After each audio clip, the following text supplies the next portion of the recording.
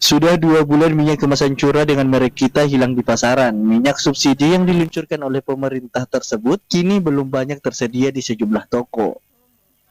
Lydia, salah satu distributor minyak goreng curah di Pasar Terong Kota Makassar, mengatakan kelangkaan minyak curah merek kita sudah terjadi sejak awal di tahun 2023.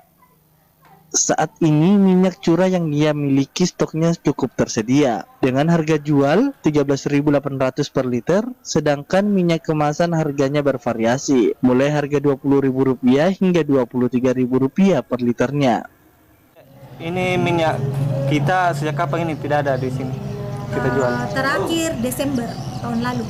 Kalau saya sendiri Iya. kalau di luar pasaran saya tidak tahu. Saya dengar-dengar ada dapat juga. Mereka dapat dari Bulog. Tapi yang saya pasti saya tidak pernah dapat dari Bulog. Oh, dari bulan Desember sampai sekarang, Dik, kita sudah Desember tidak terakhir menjual. saya menjual. Desember terakhir